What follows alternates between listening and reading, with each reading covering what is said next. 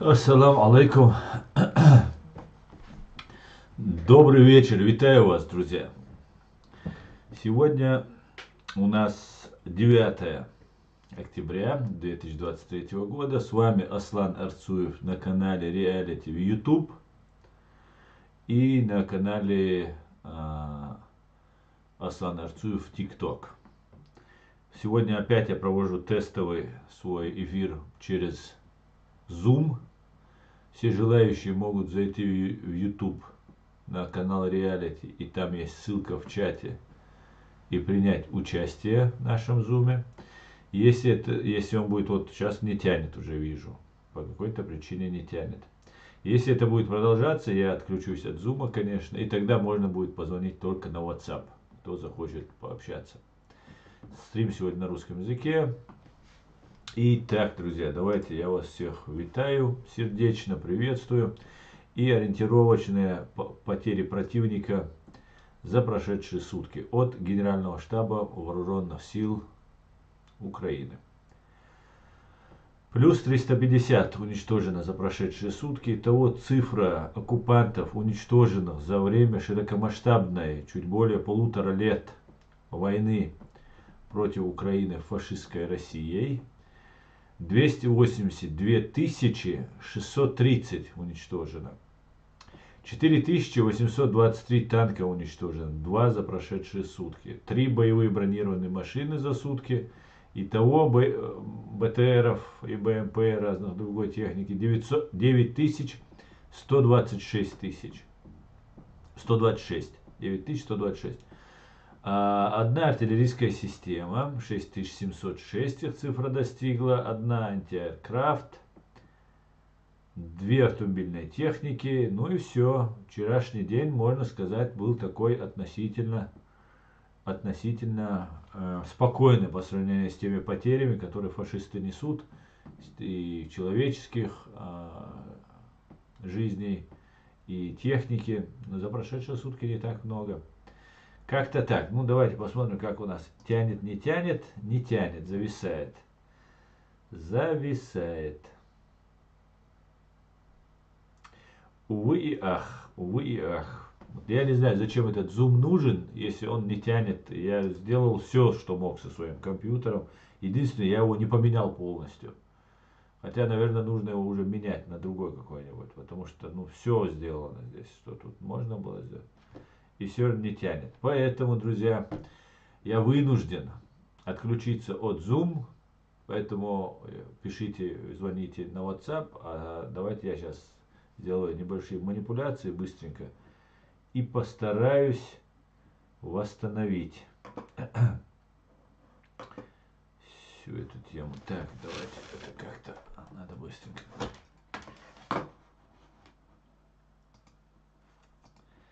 Выйти из конференции. Вышли из конференции. Ну, сейчас посмотрим.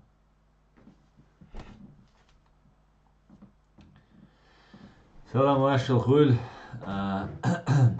Ичкерия форева машвойло. Ну и что, теперь мы не включаемся. В чем дело, да?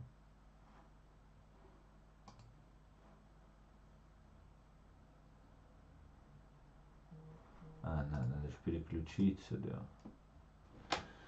А теперь. Сейчас, одну минутку. Так. Еще немножко настроим. Вот так вот. Вот, отлично. Отлично. Сейчас мы наладим. К сожалению, не получается, друзья. Не знаю почему. Я хотел зумом, я хотел Табаха пригласить. Я сегодня зум пошел бы успешно поговорить про Израиль. Я уже давно должен был пригласить Мусу Таипова, которому обещал уже неделю уже как. И вот почистил, вроде все сделал с компьютером. Так, я эту ссылку убираю от Zoom, друзья. Все, нету ссылки от Zoom. Поэтому, если что, звоните на телефон. Так, Салам алейкум. Аслан, ТикТок, Ютуб, Зум все не включишь. Не, я хотел, Ичкер, я хотел пригласить других людей и общаться. Но когда я включаю кого-то, что-то начинает происходить, и вот у меня возникают проблемы. Это не страшно, главное, мы тебя видим и слышим. Ну все, вы меня видите, и теперь уже и качество получше стало видео. Потому что напрямую я выхожу в YouTube и так далее. Так, YouTube, я позорю, у них, видимо, новая установка. Я позорю мусульман, короче. Я буду как этот, Милори, за Кирилл Буданов. Вот так смеяться. А то несерьезно, смеюсь во весь голос там и так далее. Ну да ладно, да. Я позорю мусульман. Это продажные русские шавки мне говорят, что я позорю мусульман. Представьте просто, задумайтесь. Так, друзья, конечно, мы сегодня поговорим и об Украине, но и, конечно, мы поговорим о Израиле и конфликте, который сейчас там разгорается. По всей видимости, он будет иметь последствия, потому что подключаются все новые акторы. Ну, посмотрим. Приглашай их в ТикТок. Да, Ичкерри Forever, приглашаешь, их сдувает просто ветром. Ты говоришь, ну зайди, покажись там. Легко же здесь написать оскорбление, понимаете? Потому что за них отвечать не придется. Ну, сидишь там где-то, анонимно написал, и я же не буду бегать за каждым и проверять, кто это мне пишет. Ну, напишут угрозы, проверю, не поленюсь. А оскорбление, ну что, возьмешь какой-нибудь, или он в Чечне сидит там за деньги, пишет, или же какой-нибудь прыщавый малолетка. Опять и тот, и тот. Хотя бывают и старые, которым ума не хватило даже в взрослом возрасте. Ну да ладно. Поэтому давайте поговорим, давайте обсудим мою позицию, обсудим, почему мою, многих вас, я знаю, чеченцев, здесь собрались, к большому счастью моему, на моем канале собрались чеченские интеллектуалы, люди думающие, люди действия, люди, которые много видели и имеют хороший опыт. И это для меня самое ценное, что вот мы создаем гражданское общество. И наша площадка в YouTube, в TikTok, она является площадкой для интеллектуальной части чеченского социума, чеченского общества, как в мире. В России запрещено, к сожалению, наше вещание, но и мы знаем, что и в России, и во временно оккупированной Чеченской Республики Ичкерия нас смотрят и так далее. Смотрят, верят, поддерживают. Ну и так далее. Но я высказывал вчера на чеченском языке, долго рассказывал позицию, может быть не так подготовленно, написав на тексте, но вот экспромтом, что приходило в голову, что я знаю, я вам вроде бы указал все детали, все моменты, почему мы не должны поддерживать друзей Путина в этом конфликте. Если же у кого-то есть какие-то возражения, ну, без оскорблений, обоснованно, заходите, в ТикТок заходите, заходите в YouTube заходите, пишите, говорите. Я открыт для общения. Мы же чеченцы, мы же высококультурные люди, в отличие от некоторых, которые мне тут пишут, потому что они, скорее всего, не чеченцы. И мы смелые, мы же не боимся. Он этот говорит Умар ибн аль-Хаттаб. У Умара не было отца и матери, и он взял себе вот такое имя. Он из Франции взял себе такое имя. Поэтому он не нашел чеченских героев, больше никого он не нашел. Ну, хотя Хаттаб, который у нас воевал, он был, конечно же, нашим чеченским героем, хоть он был из Иордании. Но вот у него не хватило, видимо, больше фантазии, и он вынужденно написал вот такое имя. Он говорит, что он из Франции. Заходи, давай, Умар, расскажи, какой ты мусульманин, как ты любишь мусульман, как эти мусульмане любят тебя, в чем я не прав, в чем ты прав. Ну, зайди, давай.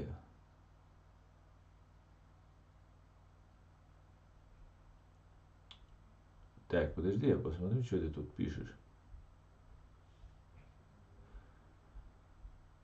А то некоторым вам слово дашь, зайдешь, вы же только умеете там. Имар хата. Так, он дуаш цадох. Дуаш дала сагуат. Цундела, ты пока послушай. Уже чуя вол шаха умар. Свигдин дол амелах эти сейчас. Цундела, вы враги чеченцев, вы враги мусульман. Сейчас каждый день будут убивать. Каждый день будут убивать палестинцев, мирных жителей, потому что началась война. Вы туда не поедете, потому что вы сбежали со своей родины, не защищали свою родину. За все это время, когда вот я занимаюсь этой деятельностью, активной деятельностью, а я уже 8-9 лет здесь в Европе, я вас вот этих личностей не видел. Не видел, вас здесь не существует. Ну, это уже другой вопрос. Я вас не призываю. Не каждому дана смелость, достоинство, мужество. Но зайти комментарий написать, это пожалуйста. Это вы можете, оскорбить можете, написать можете. Но я уверен, что вы бы так со мной не разговаривали, если бы мы встретились лицом к лицу. Понимаете? Если бы вы так разговаривали с людьми, вы бы не дожили бы до того возраста, в котором вы сейчас пребываете. Поэтому я уверен, вы не такие в жизни, как вы здесь пишете. Просто таджим боршхил. Видишь, боршхил таджимал. Так, если у вас есть какие-то вопросы, какие-то обсуждения, я открыт к диалогу. В отличие от многих, кому вы лижете пятки, я открыт к диалогу. Я могу разговаривать, я могу вас приглашать, я могу вас выслушивать. Но кроме оскорблений, я ничего от вас не слышу. Поэтому я не уважаю вас, я уважаю себя и своих интеллектуальных зрителей. Поэтому я не буду особо обращать на вас внимание. Хотя на некоторых придется все-таки обратить. Зайдите, если из вас есть хоть кто-то, кто считает, что я не прав, что нужно защищать Палестину, объясните мне вашу позицию. Зайдите, это же ничего страшного, да, правильно? Я сижу тут, ничего, против меня дело в России возбуждено, не одно, против вас тоже возбудят, ничего страшного. Да заходите, давайте.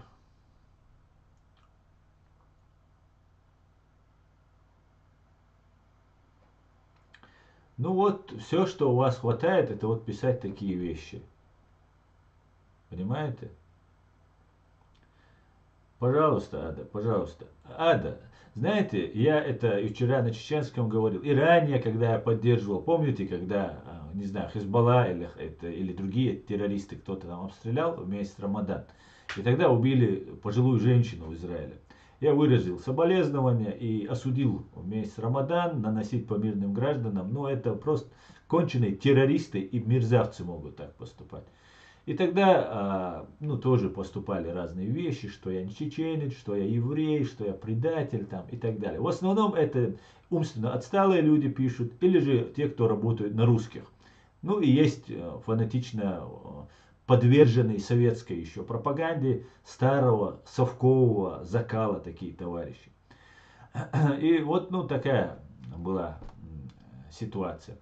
Сейчас, когда я снова вижу, что идет несправедливость по сравнению к евреям, то же самое Израилю, то же самое начали говорить. И тогда, и сейчас я говорю, мне спасибо вам всем, кто меня поддерживает, но я это делаю для чеченцев, друзья. Чтобы вы тоже понимали, для чего я это делаю. Мы пребываем в очень сильной пропаганде. Впрочем, как многие пребывают в отношении нас, чеченцев, в пропаганде. Точно так же в отношении евреев и Израиля ведется колоссальная, несправедливая, просто тотальная пропаганда. И вот эти евреи, про которых рассказывают, что там, я не знаю, все на этой земле делается по их воле, да, и в воде, в кране нет воды, как мы знаем, тоже евреи виноваты. И все остальное, все войны, там, галактические, межгалактические, все из-за евреев. Ну вот эту пропаганду евреи почему-то не борются с ней. И я задаю вопрос многим, кто мне распространял эту пропаганду про евреев. Я спрашиваю, смотрите, если такие они всесильные, эти евреи, а про чеченцев ведь тоже постгеноцидные, потерявшие свою родину, с оккупированной родиной, разбросанные по всему миру чеченцы, представляются какими-то супер там, людоедами, супер убийцами, там, супер сильными, способными и так далее. Что тоже, ну, мягко говоря, не соответствует действительности. Я говорю, если евреи такие всесильные, почему они не могут просто, вот смотрите, на русском языке пропаганда ведется. На русском. Русским духовным управлением мусульман распространяются это ложные нарративы. Из Саудовской Аравии приходят. Но все это переводится на русский язык. На русский язык это переводится. И почему-то мы никогда не видим вот этих вещателей, чтобы они говорили на чеченском, чтобы мы могли спросить с него, иди сюда, ты говорил, что евреи там плохие, нам какой-то ужас натворили. Иди ответь давай, или вместе пойдем евреев убивать. Ну раз ты же говоришь, кто-то, неизвестно, какой-то араб, где-то он сидит, я не знаю, может на Лубянке этот араб сидит, может где-то он там в спецслужбах Саудовской Аравии сидит, или еще может где-то он сидит, в Турции сидит, не знаю я, где он сидит. Может и не араб вообще, может кто угодно. Говорит, надо убивать евреев. Мы идем и убиваем и погибаем. А правильно ли человек, который нас к этому призывает, мы его даже не видим? Просто логики задайтесь. Почему евреи не борются с этой информационной пропагандой? А если они такие всесильные, если они все могут, там все контролируют. Ну смотрите, какая грязь на них льется. А грязь льется, я вам скажу, евреи, большая. Такая же, как и на чеченцев. И вот этим людям, которые здесь пишут, что-то говорят, у них не хватает аргументов, им хватает оскорбления прийти ко мне. Но если говорить с позиции чеченца, защитника чеченцев, а я все пытаюсь, все, а Бог судья, и вы, мои зрители, судья этому, как у меня это получается. Я пытаюсь всегда ставить интересы чеченского народа во главу угла. Своих интересов, своих каких-то дел, там, других дел. Всегда интересы чеченцев во главу угла.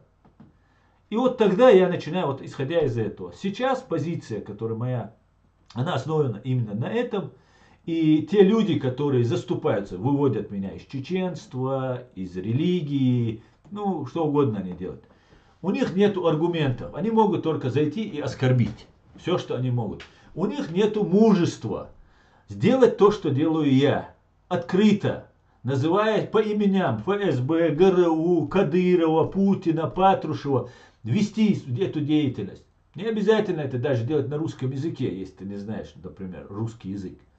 Это очень хорошо было бы делать на чеченском языке. Но у них нет этого мужества, чтобы вести эту деятельность. Зато у них есть мужество, если я отошел от какой-то линии, что они себе представили, зайти и оскорбить меня. У них нет мужества прийти и в лицо меня оскорбить. Ну, у них есть мужество написать мне комментарий.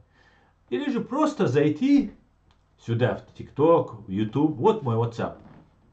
Плюс 49, 174, 152, 38, 84. Он есть везде, этот мой WhatsApp. Это мой рабочий номер WhatsApp. Мне пишут много людей на этот номер. И нету никого, кто бы мне объяснял бы, да, они мне пропаганду, российскую, советскую пропаганду. А я их спрашиваю, мы чеченцы, считаем, что мы очень благородные. Ну, как многие, наверное, считают, и мы так себя считаем благородными. Так вот, честь, достоинство у нас стоит на первом месте. Так вот, где ваша честь, я спрашиваю у тех? Где ваша честь? Речь не о палестинском народе. Такого народа не существует. Это арабский народ, проживающий на территории палестинской автономии или в секторе Гази. Если их руководство палестинское всенародно избранное на демократических выборах приезжает в Москву к убийцам, когда идет геноцид чеченского народа, через 2 дня или на второй день после того, как назначают Халида Машаля, он приезжает в Москву, сразу же как бы получает верительную грамоту, так сказать, получает от него инструкции, все, это избран и так далее. Есть мирное крыло, это вот то, что от Ясера Арафата, Махмуда Аббаса осталось. И есть такое военное крыло, это террористы из Хамас, там, исламский джихад, там, кто у них там, Хизбалла, ну и многие-многие там, другие там, иранские, палестинские, все, кто терроризирует Израиль. Если так все честно, искренне, то почему бы вам не делать что-то в пользу чеченского народа? Зачем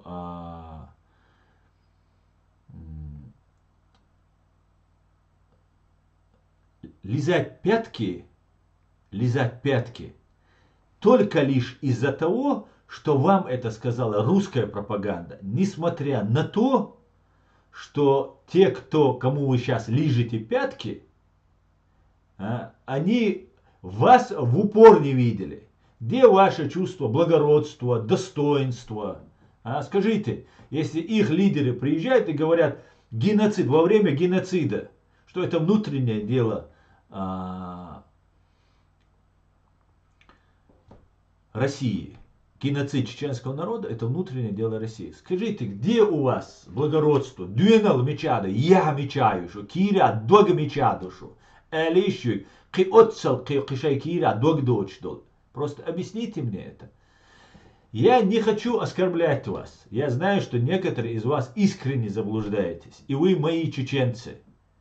И я это делаю не для евреев, не для американцев. Я это делаю для чеченцев. Я хочу, чтобы вы поняли, что не так однозначно этот мир не белый и не черный. Здесь огромное количество оттенков и много-много разных там моментов. Понимаете? Все, кто сейчас призывает поддерживать вот этих террористов, которые напали на мирных граждан, они исполняют волю Кремля, волю Лубянки.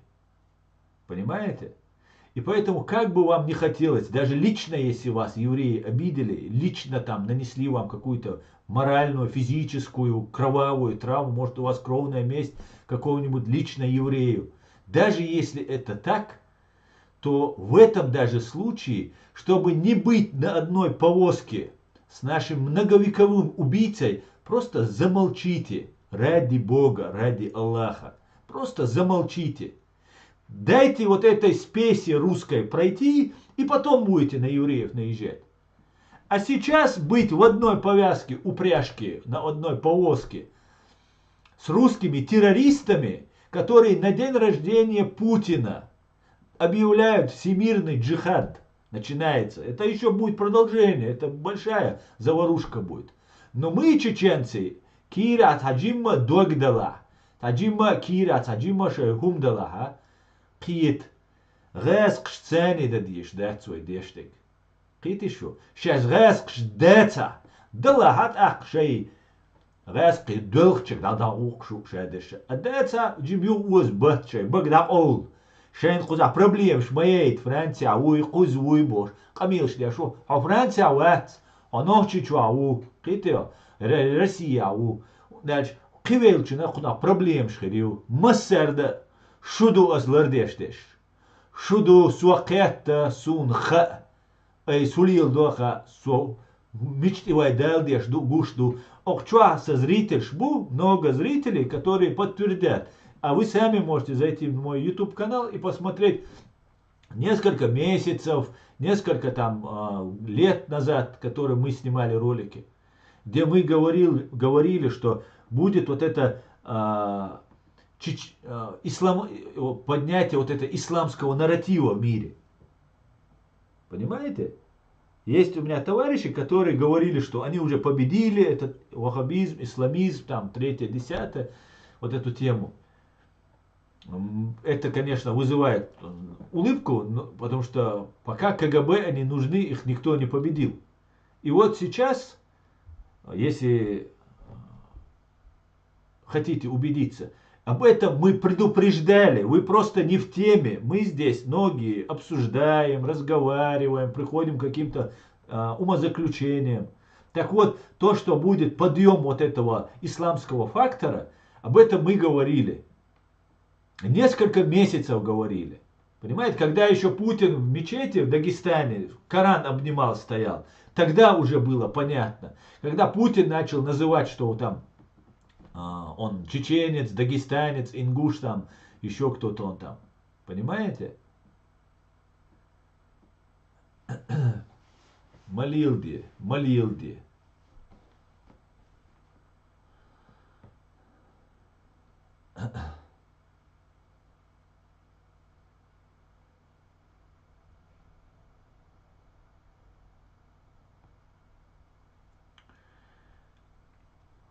Палестина это внутреннее дело Израиля, говорит.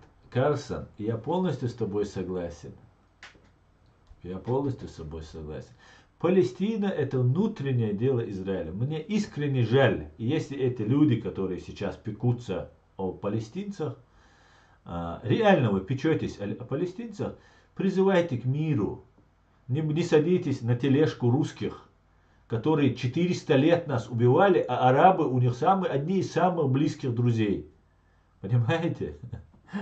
И эти арабы, вот эти Хамас, там, этот, Ясер Арафат был покойный и так далее, они на русском говорят не хуже, чем вы.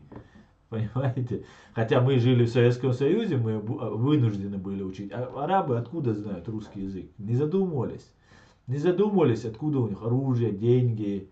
Почему, когда нужно Ирану, России, Советскому Союзу еще тогда, они активизируются. Когда не нужно, они затыкаются. Почему ее не признают террористическими организациями? Русские, которые всех признают. Чихнешь не в их сторону, все, он террорист у них, экстремист и так далее. Понимаете? Спасибо за... Пожалуйста, Ада, пожалуйста.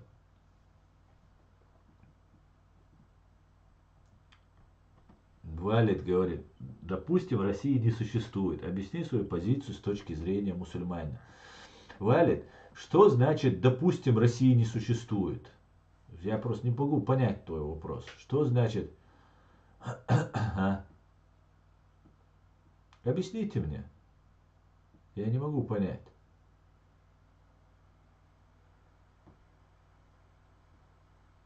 Смотрите, мне говорит, учите религию, там, еще третье, десятое, люди, у которых 95 стоит. Эти люди работают на русских. Умственно они работают, или реально они работают, это там, полезные они идиоты, или неумышленно они там работают, это другой вопрос.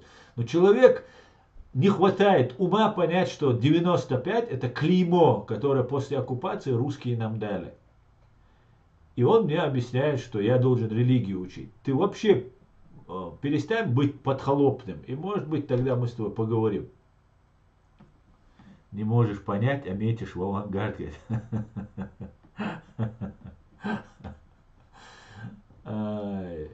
Валет, если ты не смог выразить свою мысль, я не значит, что я в этом виноват, понимаешь? Может дело в том, что ты просто не умеешь свои мысли выражать. России нет, объясни. А? Ты мусульманин? Конечно, я мусульманин. Вот еще один. Полк 95. Полк 95. Ага, но это уже вооруженные силы Русни. А вы работаете на Америку или я работаю на его величество господин чеченский народ. Да.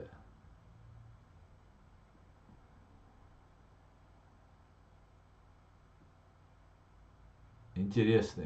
Я чеченец. Я против фашистской России. Вам понятно это? Потому что она лишила нас родины, она оккупировала нашу родину, она убила 300 тысяч наших граждан. И меня интересуют эти вопросы. А то, что какая-то советская пропаганда, потом вот эта КГБшная, российская, так называемая, демократическая, натравливает нас на евреев, там, на других людей, и я должен этому поддаваться?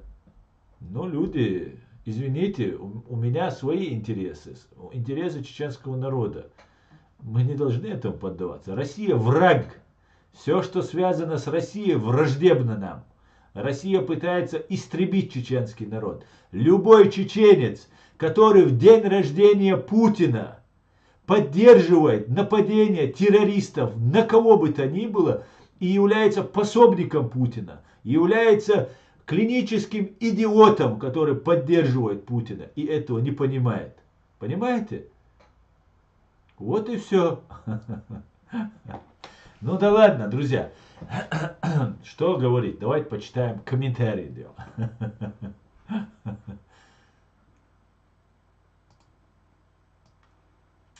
Так, давайте почитаем комментарии. Основа евреи, арабы, братья. У них отец Авраам, мир ему. От Исмаила пошли арабы, от Исаака пошли евреи. Да, я совершенно верно. Они кузены, двоюродные братья. И я очень надеюсь, что мирные люди будут страдать минимально. Ну, на Израиль совершено страшное нападение. А так я должен констатировать, Палестина внутреннее дело Израиля. И никому нельзя туда лезть и сидите ровно. Понимаете? В этом гостинице хозяин чеченский народ. Совершенно верно, Чарей. В этом гостинице совершенно верно. Будем мы тут подыгрывать еще русским Путину. Даже если вашего человека эти евреи убили, лично кровная месть у вас с этими евреями. Сейчас быть в день рождения Путина, поддерживать этот всемирный джихад, который запустили на день рождения Путина.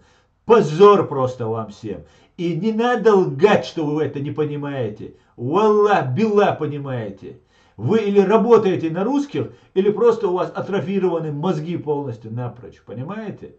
Валлахи, биллахи, на день рождения Путина вы не можете отрицать, что это нападение сделано. Хотя они говорят, 50 лет назад, в 1973 году была вот эта война судного дня и напали. Так это было 6 октября, понимаете? А чтобы лизнуть пятки своему господину, русскому господину, Хизбалла сделала на день позже и напала на день рождения Путина, таким образом показывая ему лояльность, излишнюю свою эту восточную лизоблюдство свое показывая. Понимаете? И подставляя палестинский народ, бедный, многострадальный палестинский народ. А вы, поддерживающие террористов, являетесь такими же террористами. И каждый, кто из вас будет поддерживать Путина, является врагом не только евреев, там кого-то угодно, вы враги чеченского народа, понимаете? Даже если лично у вас проблемы с евреями, лично кровные проблемы с евреями, сейчас вы должны заткнуть рот и сидеть тихо, понимаете? Потому что вы льете воду на мельницу русских террористов, которые сейчас пытаются разжечь пожар, мировой пожар религиозной войны. И у них ничего из этого не получится. Пшик из этого выйдет. Дураков нет. Путин и КГБ это уже вчера. Понимаете? Это свалка уже. Свалка истории. Понимаете? И все, что делается, вот эти вбросы, нарративы, вы, может, многого не понимаете, а я слежу за этими событиями. Не только вот сейчас, а вот с первых дней слежу. С Сирии, с Чеченской республики, с Украины, с Грузии. За всем слежу. Так вот, информационный взрыв, который сейчас происходит против Израиля и евреев, он такой же масштаба, как он был против чеченцев, когда начиналась война против чеченцев, против Украины, Грузии, когда начиналась война. Понимаете? Это видно невооруженным взглядом. И если вы не служите России и не являетесь подхлопными, то прошу вас заткнуться просто. Чеченцы в этом не участвуют. Кто хочет участвовать, не болтайте, идите и делайте. А просто так сидеть здесь, болтать, что мы там халифат сделаем. Вы халифат еще в Чечне строили и Чечню потеряли из-за этих болтологий разных. Вы преступники, если вы будете продолжать так говорить. Понимаете? Не только в международном праве, там, западном, европейском, французском или еще где у кого-то. Вы преступники по отношению к чеченскому народу. Вы потакаете Путину, потакая его дружкам из Хамас, террористов Хамас. Понимаете? И будет каждый отвечать. Да, клинических идиотов трогать не будем, конечно же. Мы не можем каждого привлекать к ответственности. А вот эти блогеры, которые чеченоговорящие, Абдурахманов, там, Белакиев, 3-й, 10-й, которые пытаются заболтать. Но главное сказать, что смотрите, ну мы же должны быть за мусульман, мы должны быть за простых, справедливость, если у нас есть, за простых мусульман, а не за тех лидеров, которые являются террористами и которые подставляют свой народ. Понимаете? Давайте будем по справедливости. По справедливости это должно быть.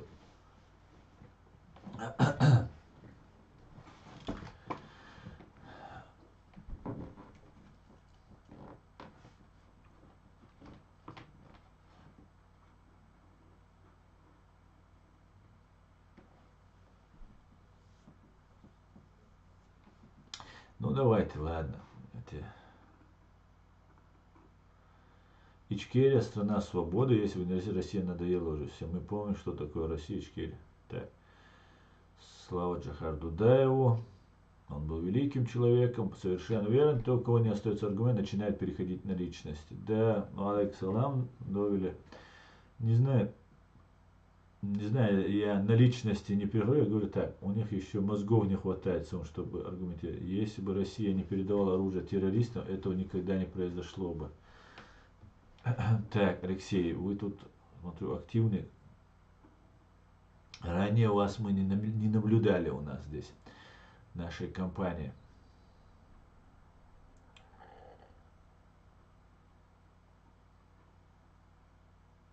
Не знаю, на что смотрят в Израиле, жесть, что происходит. Эти палестинцы после атаки грабят дома, нет разницы, что оккупанты в Украине грабят. Ну, я не смотрел за всеми этими вещами, но на войне, конечно же, ну, страшные вещи происходят, страшные вещи. И, к большому сожалению, готовится попытка поднять мусульманский мир, исламский мир против Запада, против США, против Израиля, против Украины. И вот таким вот образом Европы пытаются поднять мир, потому что, как понимаем, что Путин не справляется в Украине, а арабский мир это вотчина КГБ, ГРУ, Саддам Хусейн, Башары, Асады, отец и сын, кто там, Муаммар Каддафи, ну, все тираны, все тоталитарные режимы, которые есть в арабском мире, они все держатся на оружии, на деньгах, на информации, на содействии фашистского СССР, ныне фашистской России. И да, это наблюдается. Мы не будем в этом принимать участие. Чеченский народ достаточно побывал инструментом в руках фашистской России. Мы больше не намерены быть инструментом. Мы будем искать союзников и друзей среди тех, кто на самом деле реально нам будет полезен и выгоден. Так мир устроен, да? Конкуренция наций. Мы хотим дружить с Соединенными Штатами Америки, мы хотим дружить с Украиной, мы хотим дружить с Израилем, с Великобританией, Францией, Германией. Мы не хотим дружить с Палестиной, которая совершает террористические акты и захватывает женщин, детей в плен, заложники. Как русские это делали.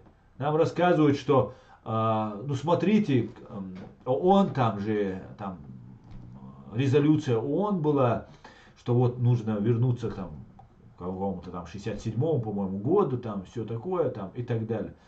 Так эти палестинцы, точнее не палестинский народ или палестинцы, которые там проживают, а вот эти террористы, которые возглавляют этот палестинский народ, который, к сожалению, на демократический выбор они сами избирают на свою голову, говорят о том, что Израиля не существует. Понимаете, что государства еврейского не должно быть. Значит, эти несколько миллионов человек, десятки, может быть, миллионов человек, должны просто уехать куда-то. У них не должно быть земли. По-людски договориться им не дают соседние арабские страны, вот этим палестинцам или этим террористам палестинским.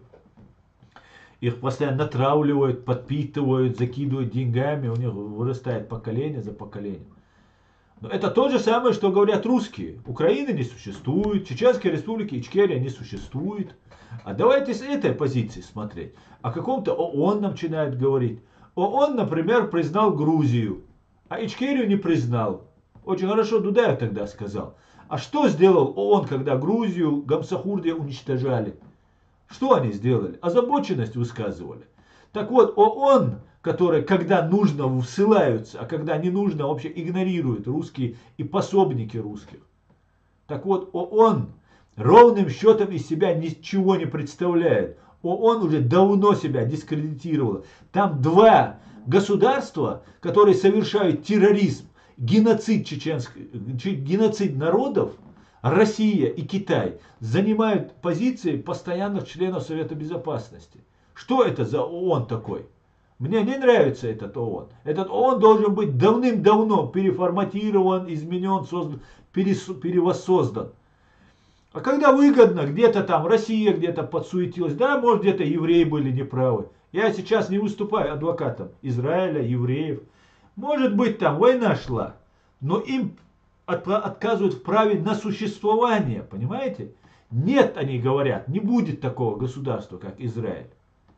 Как они говорят, русские и их товарищи, вот эти хамасовские террористы, говорят, что Ичкерии не существует. Понимаете? Нет моего государства. Нету просто. Потому что так захотел русский какой-то бич из Кремля или с Лубянки. А другой бич из Хамаса поддерживает этого бича. И любой человек, который отказывает мне, будь то израильтянин, американец или папуас, если отказывает в праве мне на мое государство, он такой же бич для меня, как и русский, который сидит в Кремле или на Лубянке. Понимаете? А сейчас вот эти хамасовцы вместе с русскими отказывают Израилю в праве на существование. Как это так? Это не фашизм? Так там евреи жили тогда, когда там еще никто не жил в этом Израиле. Понимаете? И никто не может этот факт опровергнуть. Это написано и в Библии, и в Торе, и в Коране. Понимаете? Одни из самых древних книг священных. Никто не может это отрицать.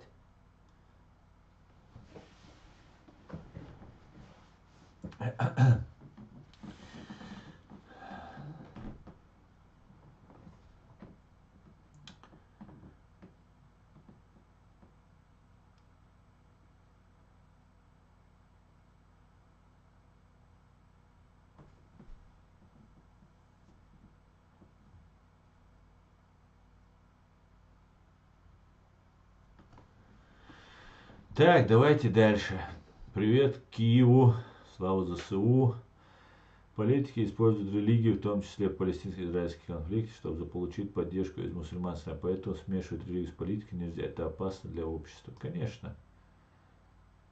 Мы будем беречь чеченский народ. Любой провокатор, который будет призывать нас к каким-то действиям, они автоматически будут нами относиться к пособникам русских террористов, понимаете? Любой провокатор, который будет сейчас нам рассказывать, что террористов из Хамас нужно поддерживать, что это все, вот то, что они делают, это правильно, они являются пособниками террористов из Хамас, понимаете? Вот и все. Будем тоже с вами тут цацкаться, играться, вам рассказывать. А рассказываешь, а там сидит на работе человек. Ты ему рассказывай, не рассказывай. Он сидит в Чечне, пишет там комментарии, потому что ему все равно. Он находится пока еще в юрисдикции безопасной для себя и пишет, что попало. А здесь полезные идиоты, молодежь какая-нибудь, она там пишет, а у нее завтра проблемы. Ее депортируют отсюда, или же еще какие-то у нее проблемы, отправляют там в Чечню, например, а там уже готовы, ты же радикал, тебя же выкинули из Европы, потому что ты радикал, все, давай воевать в Украину поедешь. Ты же радикал, давай будешь воевать, ты же у нас воин. И вот так. Вот и все. Вот и все, да. Ну да ладно, да. Аслан, валай, Аслан, имею в виду, что если ночи после высылки не могли бы вернуться домой. Данте, Богу ты, что ты имеешь в виду? Нет, Аллах. Так.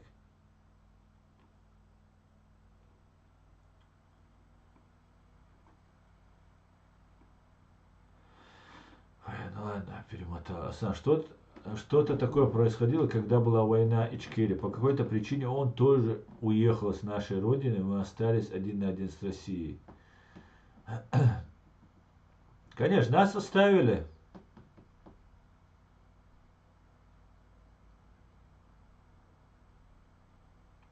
Нас оставили с людоедами, сказали, ну давайте вы будете такими же. Спасибо, Василиос. Спасибо.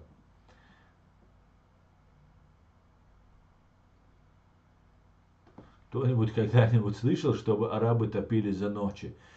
Ну, может, какие-то арабы там и находились, но я скажу вам, что вот евреи топили за чеченцев.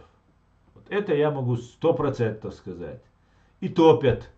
Несмотря, это сколько грязи выливается на них. Я бы на их месте даже не смотрел бы в сторону. Столько грязи выливается. Но есть, которые разбираются, правозащитных организаций, третий, несмотря вот на эту грязь, пропаганду, ничего, у него есть своя миссия, своя цель. Он знает, что не все такие.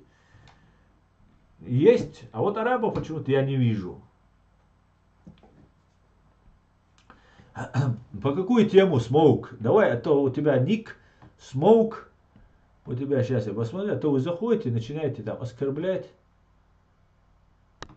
нести какую-то чушь, а потом выясняется, так, мулатюр, мулатюр.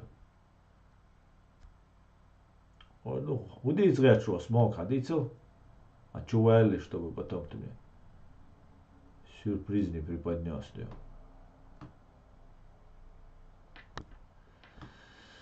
Так, свободила шарму и латюрер.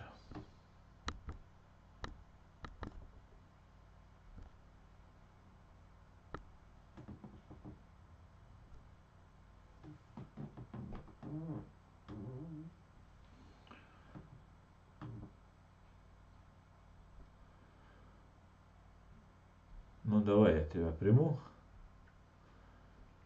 5 минут тебе, короче, Smoke. Давай. Assalamu alaikum. Ва алейкум ассалам. Domo Laro. Дик адал бухастам. Ладу шон Smoke вы и виряду, так что хаицел хамин. Дела хцац эфиряшта. Коучуш хохеш штац ладу форса. Дела просто вот я просто зашел, чтобы вот узнать твое мировоззрение, о чем, как ты думаешь, там, не знаю, как решить те или иные проблемы. Просто вот как личностью я заинтересовался просто. Задавай вопрос, если я хочу, вот дал ложу по мурду. Понял. Вот, да, и вот главное вот сначала задам, вот как ты относишься к России вот в целом? Просто в российское правительстве, не народу, скажем так, а именно правительстве. Считаешь ли ты ее абсолютным злом или где-то прав, где-то не прав? Ну, я считаю абсолютным злом. Хотя хую, Саваш. Можешь любое Муслим. выдумать имя. А? Муслим. Муслим. Муслим. Конечно же, я считаю Лубянку, Кремль, фашистскую, имперскую Россию абсолютным злом. И я уверен, как сказал Буковский, если Лубянка будет осуждена и запрещена, как разные другие террористические организации в мире, 80% терактов, это Буковский еще говорил, 80% терактов в мире прекратится, 80% террористических организаций перестанут существовать. Это суть террора, вот это сама русня, вот это все. Это, да, вот мое отношение. Аслан, с этим я утверждение не могу согласиться, потому что практически все возможные террористические организации это поддерживается в Америке. То есть они финансируют, потому что им нужно, чтобы вот так сказать, как сказать, вот, навести хаоса в мире, чтобы, вот, скажем так, говорят, меня не слышно. Слышно, слышно. Это кого-то, может, не слышно. Хэшон, дик хэшон. Это... Дайте я выйду за это, Нет, просто они говорят, тебя сбивают, что ты... Это неправда. То, что ты сейчас говорил, никакие американцы и никаких террористов не финансируют. Я не хочу сказать, что американцы являются там какой-то правозащитной, благотворительной организацией, которая там, я не знаю, с крылышками с облака на облако перепрыгивает. Ничего подобного. Америка Я очень... тоже просто не считаю, я просто говорю, что в какие-то моменты может быть страна права, в какие нет, просто у каждой монеты есть две, скажем так, стороны. Ну, хотя Хесбо, он царь, Бог царь, Тюрьев, Хесбо. Эраваль, хочу она, если может получится. Конечно. Я хотел бы, пока его здесь нету, я бы хотел бы ответить на этот вопрос.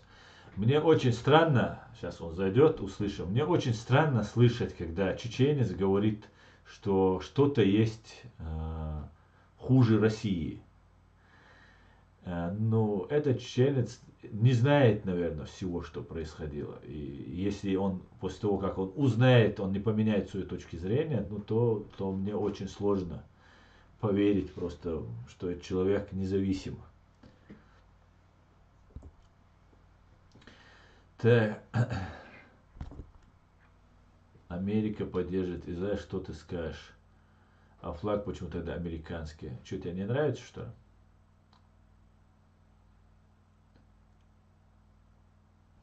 Так, давай поговорим. Давайте по 5 минут, смотрите, я буду вас останавливать и когда захочу выводить. Поэтому, если кто захочет, имейте в виду, правила такие. Так, сейчас я, Смок, я тебя позову, подожди, сейчас я послушаю, что, говорит, поет Незнайка и Балалайка. Да, поет Незнайка. Слушаю вас. Салам алейкум. Ва алейкум ассалам. Видно, что вы не в России, не в Германии, не где-то в этой стране. Вы находитесь в Америке, да? Нет, я в Германии нахожусь. Я нахожусь в Германии. Город Гамбург. Честно, да? В Германии. Ну, да, мы даже могли с вами встретиться здесь. Я здесь недалеко Вполне. нахожусь. Угу. Слушаю вас. Как вас зовут? Меня зовут Евгений. Очень приятно, Евгений. Вы мусульманин, я так полагаю, да? Да, да. Угу. Я мусульманин. Но я русский. Да, ну я понял. Я По имени я полагаю, что возможно. Так, слушаю вас, Евгений. Что бы вы хотели Мне спросить или поговорить? Мне просто интересно, почему вы как чеченец, по-моему, видно, вы ногчи, да? Да, я Настоящий чеченец. ногчи. Самый настоящий, да. Я уважаю ваш народ, я уважаю, помимо вас еще, ну, все кавказские народы уважаю. Очень сильно мне они, как сказать, по душе, да, потому что ребята такие очень конкретные, сильные ребята. Спасибо. Вот. И мне интересно, почему вы под именно американским флагом сидите? Угу. Это единственный ваш вопрос, который вы хотели задать? Я на него неоднократно отвечал, но я отвечу еще раз. Ну, во-первых, это страна, которую я уважаю и обращаюсь к ней за помощью. Этот флаг мне прислал мой американский друг из Америки. И после того, как я открыл, он у меня висел сзади. И каждая страна, которая вводила санкции против России или называла Россию террористической, я вывешивал флаг рядом вот здесь, у себя на стене. И уже так много накопилось флагов европейских стран, всех-всех. И потом моя правозащитная организация, которую я долго пытался зарегистрировать, там, в силу разных обстоятельств, затягивался этот процесс, затягивался. И потом регистрация произошла. Я являюсь председателем правозащитной организации Human Rights Center Ичкерия. И я не могу придерживаться какой-либо политической стороны, как правозащитник. И я убрал все флаги. Я убрал все флаги. Все убрал, и в том числе американские флаги я убрал. И он висел у меня вот на другой стене, которую не видно в эфире. Но у меня голая стена сзади, и все знают, что я поддерживаю Америку. Это ни для кого не секрет. И грех такому красивому, такому большому флагу, это реально очень качественный такой, он находится в административном здании Америки, откуда мне прислал мой друг. Я повесил его, и все. И это не значит, что люди, которые, например, палестинец, если обратиться ко мне за помощью, или русский обратиться за юридической помощью, я ему не окажу. Нет, я окажу всем. Вне зависимости, если их права нарушены, вне зависимости от их национальности, религии. Извините, пожалуйста, еще раз, то, что я не спросил, как вас зовут. Меня зовут Евгений, да? Аслан меня зовут. Аслан. Да. Извините, Аслан, да. Я ответил, надеюсь, на ваш вопрос. Дай Бог вашей семье и всему вашему роду здоровья. Спасибо. Меня зовут Евгений. Спасибо. Да. И вам взаимно. Взаимно. Да. Ну просто вот очень интересно было, почему именно американские вот я вам ответил. Да. Давайте я приглашу еще Смоука, который говорил, но ему нужно было выйти, чтобы войти еще раз. Ва алейкум ассалам. Скажите, слышно вам, Смоука? Не слышно пока еще. Никого не слышно. Смоук, а ну-ка скажи что-нибудь. Не слышно пока еще. Никого не слышно. Да, Евгений, вас слышно? Смоук, а ну-ка скажи что-нибудь. Вот, теперь слышно и меня. Не слышно пока еще. Никого не слышно.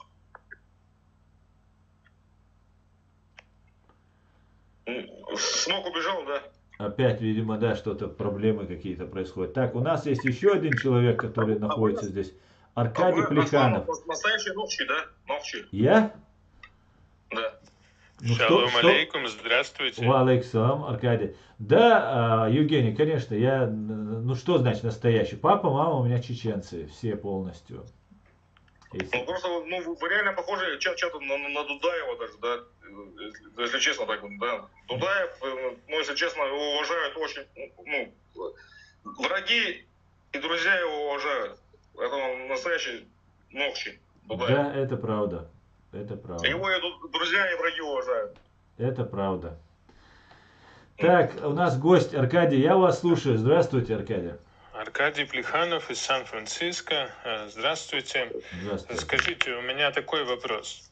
А это правда, что Госдепартамент США когда-то преследовал такую политику, как развязывание этнического конфликта в России, вот в Чечне? Настраивал одних граждан России, чеченцев, против русских, например. Вы можете подтвердить эту информацию? Вот я слышал от представителей России просто об этом. Я, конечно же, не могу подтвердить такую информацию, потому что она не соответствует действительности, по крайней мере, по имеющейся у меня информации. Нас никто не настраивал. Как известно, Соединенные Штаты чуть менее 3 веков существуют на этой земле, уже как государство, как Соединенные Штаты. А мы с русскими воюем уже более 4,5 веков.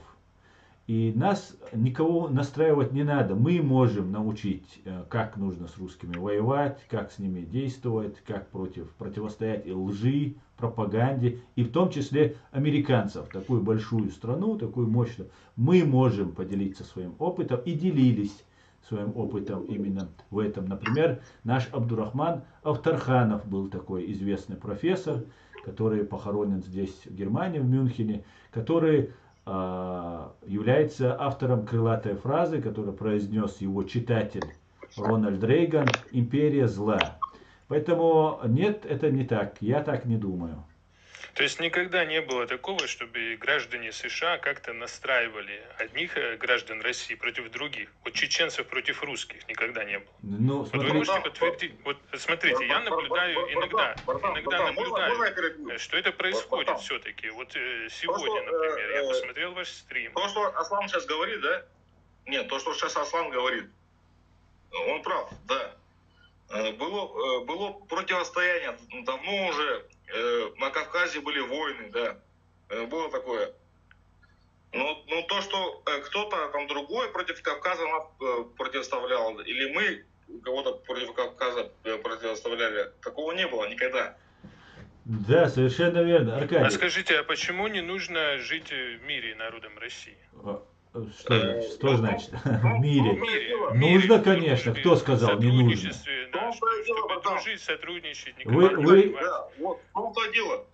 В том-то дело. И как тут связано с США вообще? Ну, как оно в это встраивается? Просто раньше, как говорит Аслан, да, реально, Российская империя очень сильно давила на Кавказ. Было такое. Конечно. Я с этим согласен. Российская империя давила на Кавказ. Откуда появились терские казаки, кстати, да? Тоже мои немножко предки, так скажем, да? Которые сейчас стали сами чеченцами. Терские казаки, которые раньше они были русскими, а сейчас стали чеченцами сами. Мы могли бы согласиться, что нам нужен мир на Кавказе среди чеченцев, среди русских, чтобы Евгений, мы позволь, я отвечу. И братской любви, как по Корану, знаете, и по христианским тоже обычаям нашим. Да, особенно по Корану. Особенно, как ты сказал, братан, как по Корану. Особенно по Корану. Аркадий, я вот не понимаю вашего вопроса, в мире жить и так далее. Ведь разве вы же не думаете, что в 100 крат превосходящую по численности Россию чеченцы нападут? Или же... Зачем нападать? Можно на местном уровне стимулировать разногласия, стимулировать беспорядки какие-то, отношения ненависти, насилия. А вместо этого можно наоборот устанавливать содружество. Аркадий, вы имеете в виду... Евгений, позвольте я докончу. Аркадий, вы имеете в виду, что если мы стремимся жить независимо от фашистской России, то мы кого-то подстрекаем. Значит, наши права, наши чаяния 4,5 веков такой давности, они должны быть забыты только потому, что нам нужно подчиниться русским.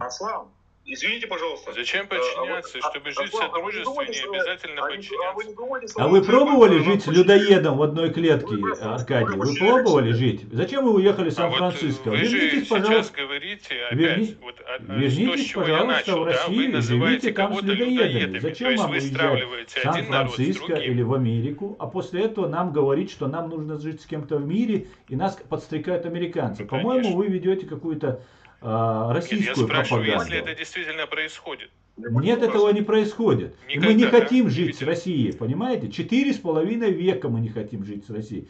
4,5 века, из века в век мы продолжаем сопротивляться. Нас из века в век уничтожают. И вместо того, чтобы нам помочь и предложить нам жить в свободу, нам говорят, а почему вы не хотите жить с людоедом в одной клетке? Мы не хотим жить с людоедом в одной клетке. А почему вы говорите, отзываетесь плохо о ком-то? В Коране, например, это запрещено. Плохо говорить о людях. Вы собираетесь учить меня Корану? Вы кто такой? Что? Вы исламский богослов учить меня Корану? Тогда, пожалуйста, не применяйте такие запрещенные методы и рассказывать мне про мою религию. Вас это не касается. Моя религия это моя гуманизация, когда вы говорите, что это не люди, это людоеды. Я говорю людоеды. А вы знаете... Вот смотрите. Давайте вы посмотрите, Аркадий. Давайте вы послушайте. Вы про слово людоеды и так далее. В 1999 году товарищ Путин вместе с Патрушевым взорвали своих русских граждан, спящих в своих собственных домах. И после этого он сказал, что те, кто взорвал эти дома, являются бешеными зверями. Если это звери, то это бешеные звери, сказал тогда Путин. Обвинив в этом нас, обвинив в этом... Подождите, дайте я доскажу. Мужики, дайте я доскажу. Дайте я доскажу, мужики, или я буду отключать. Я буду отключать, мужики, если вы мне не даете сказать. Я в жопу ебал этих пацанов, этих, блядь, не пацанов, Так. Евгений не выдержал, и пошла русская речь. Смотрите, Аркадий. Путин, взорвав своих граждан вместе с Патрушевым, террористическая банда ФСБ, взорвав своих граждан, русских женщин, детей, спящих в своих домах, объявила в этом виновных нас и напала на нашу страну. При этом Путин назвал нас, вернее тех, кто взорвал, подразумевая, конечно же, нас, взорвал дома, сказал, если это звери, то это бешеные звери. Так вот, я считаю, что да, он прав, в этом он прав. Те, кто взрывал этих спящих женщин, детей, это бешеные звери. А те, кто взрывает еще из тех, кого он обязан защищать по долгу службы, там, по конституции, по закону, он является людоедом. И для меня они людоеды. И они будут ровно до тех пор людоедами, те, кто совершал у нас эти преступления, пока они не сядут на скамью подсудимых. Вот интересно. И не будут наказаны. Вы сначала сказали, что людоеды это Россия, да?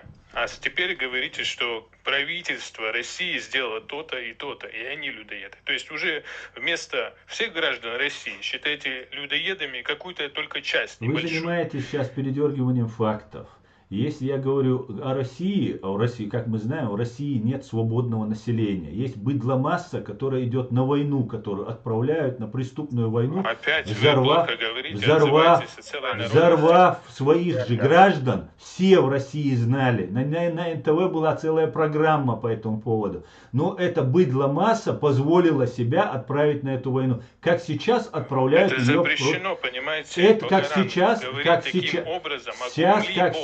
отправляют, когда моя страна будет деоккупирована и 300 тысяч граждан моей республики, которые были убиты фашистской Россией, получат сатисфакцию, и преступники, убившие их или ответственные за их убийство, понесут наказание, или хотя бы суд просто назовет их преступниками, тогда я пересмотрю свою риторику и свое отношение к преступной фашистской России. Понимаете, Аркадий?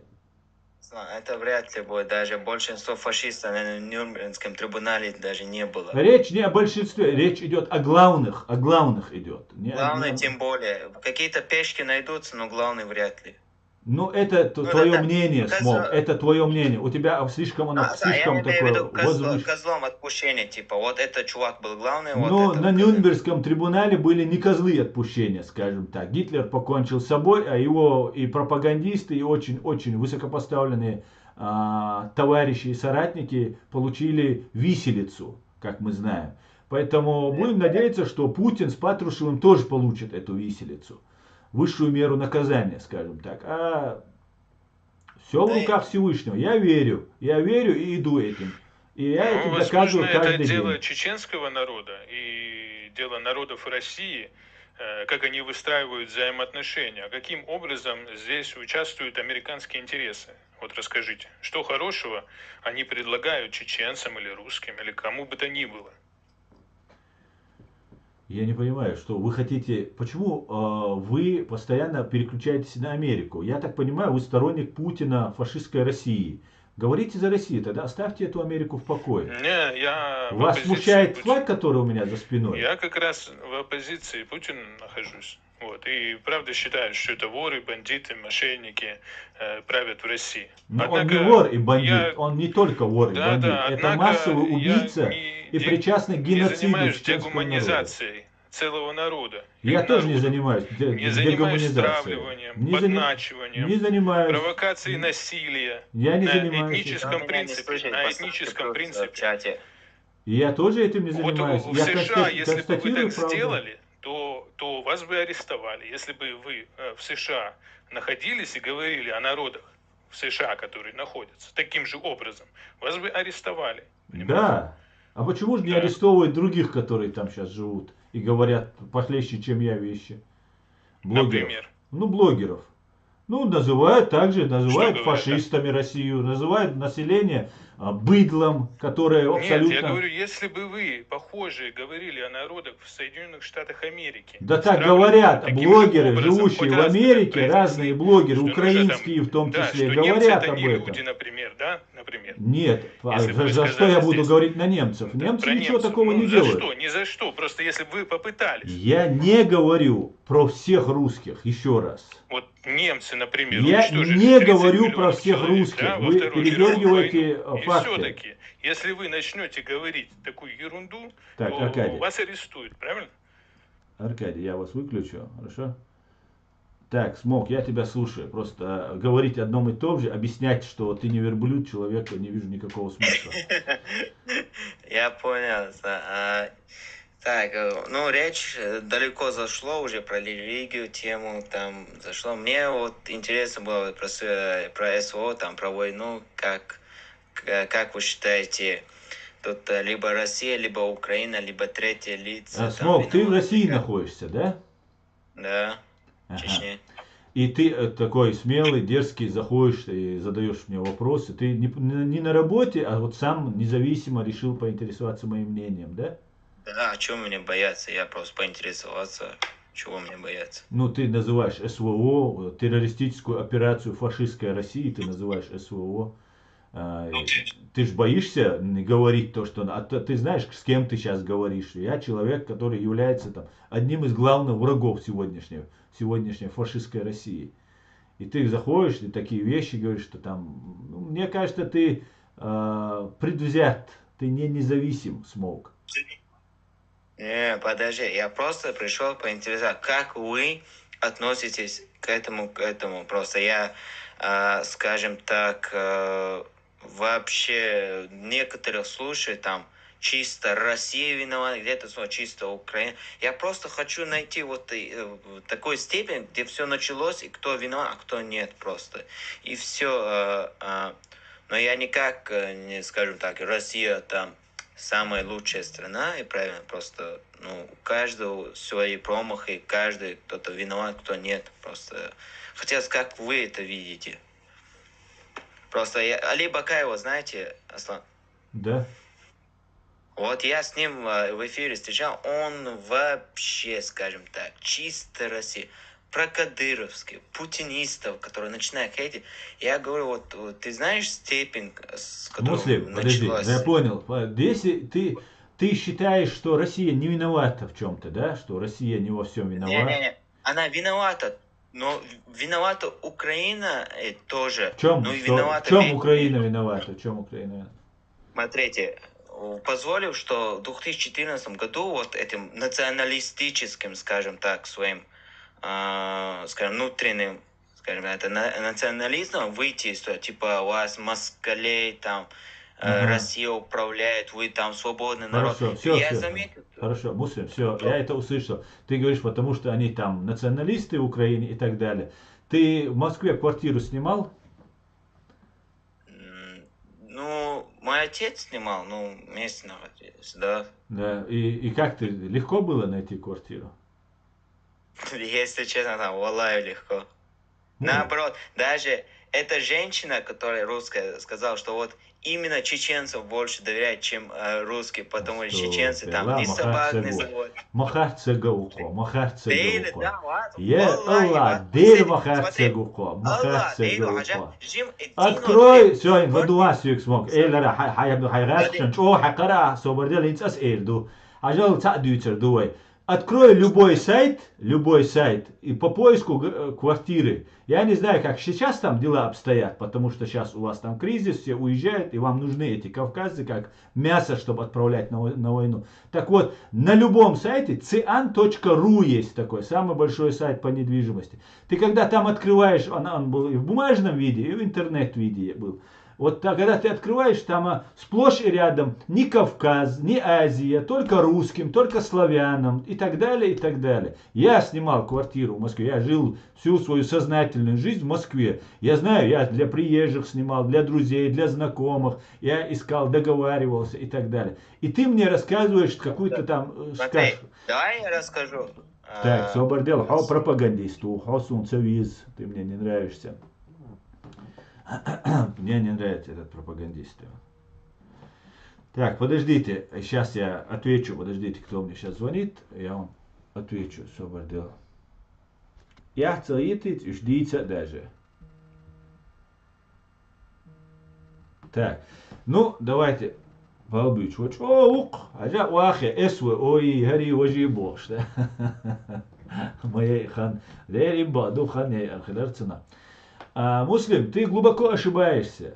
Ты находишься полностью под контролем фашистской России и рассказываешь СВО, что Россия, Америка и так далее. Ты молодой по голосу, судя по голосу.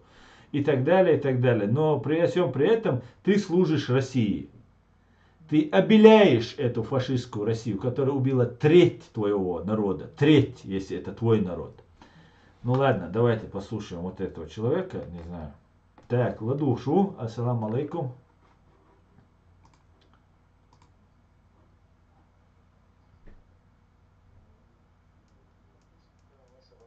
Я вас включу в прямой эфир тогда, чтобы вас было слышно. Хорошо? Все, я вас включаю. Так, представьтесь, пожалуйста. Добрый вечер. Здравствуйте. Добрый вечер, да, Аслан. Всем привет из Эстонии. Здравствуйте. Я да, подписчик ваш. И ну, эстонцы, естественно, да, вспоминают всегда Чохар Дудаева хорошим словом, естественно. И вот я слушал, когда вот этот человек из Сан-Франциско там начал всякие претензии предъявить вот вашему народу. Вот эти люди просто не понимают того, сколько плохого сделали действительно их народы. Но вместо этого, чтобы они начали вот ныть здесь и вот, что вот почему вы так сказали, почему вы так, они должны извиняться. Но пока они извиняться не будут, ничего не меняется. Потому что они действительно, вот и нашему народу, вот мой народ точно такой же маленький народ, как вас, и мы точно так же страдали от этих, ну, не хочу, да, использовать здесь в эфире этих слов, что, да, хочется бы сказать, потому что, да, мой отец тоже в 41 году они отправили моего отца в Сибирь в ссылку, когда моему отцу было только 8 месяцев. И часто, да, когда я вспоминаю русским это, они говорят, ну, наверное, у него какая-то вина была. Ну, какая может быть вина, когда вот придут оккупанты на твою страну, вместо этого, чтобы они обвиняют моего отца в каком-то вине. Почему они не хотят извиняться за это, что они сделали плохого? Вот, естественно, вот мы, маленький народ, как и вы, мы очень хорошо понимаем, почему вы тоже хотите жить отдельно от этих, как вы сказали, людоедов. Вот мы, слава богу, уже 30 лет живем отдельно от них. Я очень хорошо помню, когда в конце 80-е годы, как они ругали нас, когда мы начали сначала говорить только, что вот мы хотим экономическую независимость от Москвы.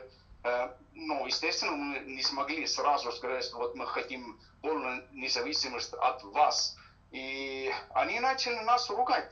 Вы что, идиоты эстонцы, что ли? У вас ничего нету, у вас ни хрена нет, у вас только спроты. Как вы жить-то будете? Вот смотрите, у нас есть нефть и газ, алмазы и золото. Вот у вас только с нами будет хорошо. А вот мы ушли, и у нас действительно по-ихнему ничего нету, но у нас есть мозги.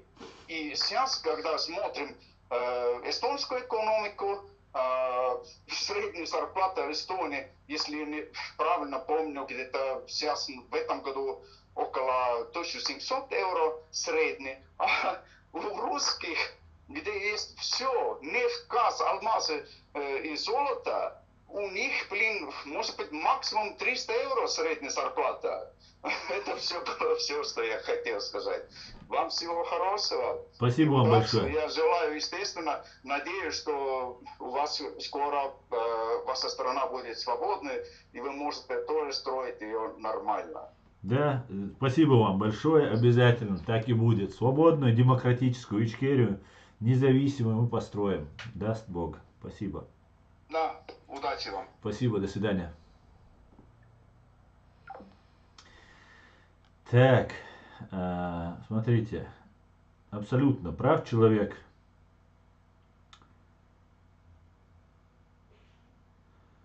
Абсолютно прав. Всё.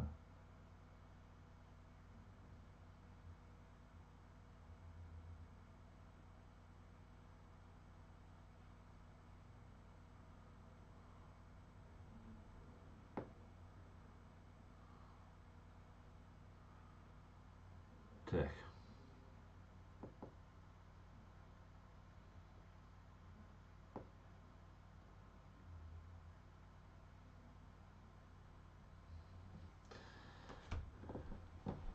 Арцуев не чеченец, он еврей, живущий в Грозном.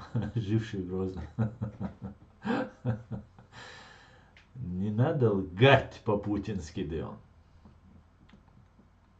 Салам алейкум. Аслан, почему Ичкерия продержалась 2 года? Почему это 2 года? Ты глубоко ошибаешься, ва алейкум ассалам. Чеченская республика Ичкерия продержалась ровно столько, сколько еще ни одно государство не продерживалось под натиском вот такой огромной махины армады. 460-тысячное войско было к нам загнано. Понимаете, в Первую русско-чеченскую войну. 460 тысяч. Понимаете, это чтобы сейчас вы могли сравнить. В Украину загоняли 300 тысяч в начале. И так далее, и так далее. И мы продолжали бороться до 2009-2010 года. Было даже после. Было активное сопротивление. Сопротивлялись как могли. Какое государство может похвастаться такими результатами? Немного таких государств, я тебе скажу. Поэтому, конечно же, и если оно оккупировано, оно не значит, что оно перестало существовать. Понимаете? Мы именно вот тем, что вот мы здесь сидим, мы вещаем, нас смотрят, нас поддерживают, эстонцы поддерживают, американцы поддерживают, евреи поддерживают, украинцы поддерживают, все в этом мире нас поддерживают. И это говорит о том, что мы продолжаем борьбу, и наша страна, она хоть и оккупирована, но она еще жива и будет до Амула.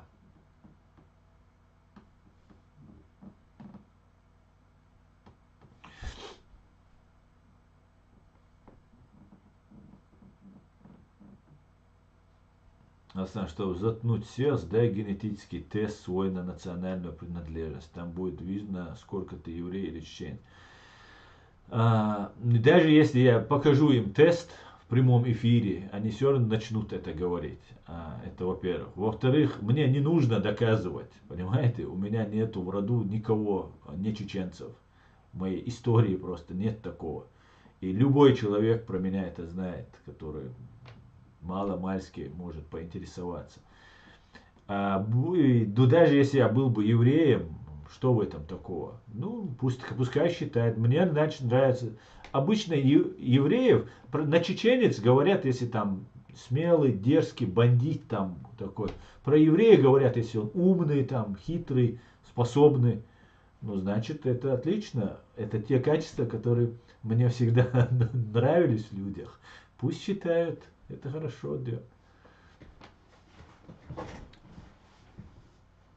Просто сейчас дело не в евреях, дело не в Израиле. Сейчас дело в фашистской России, путинской вот этой фашистской России, которая пытается поднять всемирный джихад.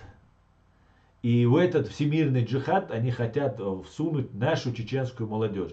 Мы к России не имеем никакого отношения. Кавказская молодежь также не должна в этом участвовать. Я поэтому призываю всех кавказцев, свою молодежь беречь. Нету никакой палестинской там движущей силы Хамас, которая там что делает. Это провокаторы, это террористы, которые должны быть арестованы и посажены. Из-за которых страдает 3 миллиона, почти 3 миллиона арабского населения, проживающего в секторе Гази. Как-то так. Израиль. Почему Украина? Что больше полетает? Ты кто, чтобы призывать, говорит Видзар? Я Мессия, который тебя будет призывать, да?